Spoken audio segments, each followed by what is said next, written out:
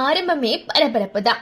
ரோகிணி வீட்டை விட்டு பைனான்சியர் துரத்தப்பட்ட விஷயம் தெரிஞ்ச உடனே அந்த ஆள் நேரா விஜயா வீட்டுக்கே வந்துடுறாரு. வந்து என்ன பண்றாரு தெரியுமா? மனோஜ் பத்தி தரக்குறைவா பேச ஆரம்பிக்கிறாரு. இத கேட்ட விஜயாவுக்கு ரத்தம் கொதிக்குது. ஒரு நிமிஷம் கூட யோசிக்காம அவர் கொண்டு வந்த பத்திரத்துல கையெழுத்து போட்டு கொடுத்துடுறாரு. சொன்ன தேதிக்கு காசு வரணும், இல்லனா என் வேலை என்னன்னு காட்டுவேன்னு மிரட்டிட்டு அந்த பைனான்சியர் கிளம்பிடுறாரு. ஆனா கிளம்பின உடனே தான் அடுத்த குண்டு.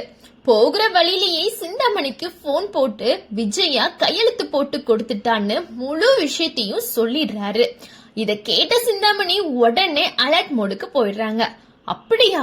அப்ப விஜயா வீட்டை எப்படி கைப்பற்றலான்னு பிளான் போட ஆரம்பிக்கிறாங்க. ரோகிணியையும் விடல. மனோஜ் போட்டோவை வீட்டுல எரிச்சிட்டாங்க, இனிமே நீ அந்த வீட்டுக்கே போக முடியாது போலன்னு சொல்லி மனோஜ் வாங்கிய கடனுக்கு விஜயா தான் பொறுப்பேற்றிருக்காங்கன்னு இன்னொரு குண்டையும் போடுறாங்க. இத கேட்ட ரோகிணி அப்படியே ஷாக் ஆகி ஃப்ரீஸ் ஆயிடுறாங்க. அதே நேரத்துல இன்னொரு பக்கம் சத்யாவுக்கும் ஒரு பழைய நண்பர் மூலமா செம்ம பெரிய உண்மை தெரிய வருது. முத்துவோட கார் ஆக்சிடென்ட், அது காரணம் சிட்டி தான்.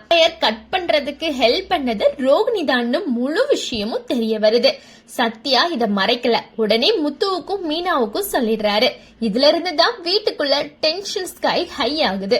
அடுத்த சீனு விஜயா கடன் உதவி கேட்டு சிந்தாமணிய சந்திக்கிறாங்க. சிந்தாமணி அடமானம் வைக்கணும்னு சொன்ன உடனே விஜயா என் பேர்ல வீடுதான் இருக்குன்னு சொல்றாங்க.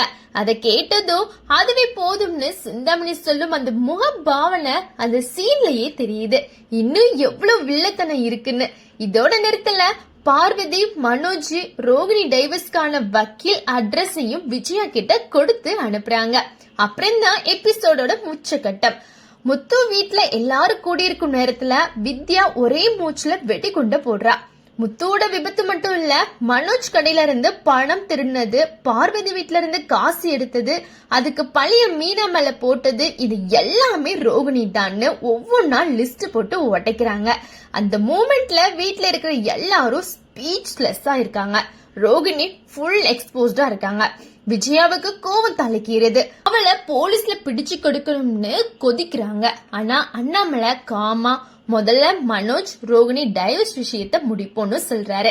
அதுபடி விஜயா மனோஜ கூட்டிட்டு வக்கீல சந்திக்க கிளம்புறாங்க.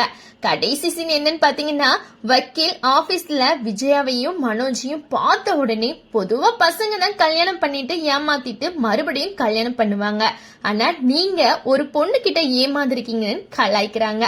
விஜயாவும் மனோஜும் வேற வழி இல்லாம அமைதியா உட்கார்ந்துருக்காங்க. அங்கேயே இன்னைக்கான எபிசோடு முடிஞ்சிருது. மொத்தத்துல சொன்னா இன்னைக்கு Rohini downfall officiality start. Divorce track full ஸ்பீட்ல போகுது.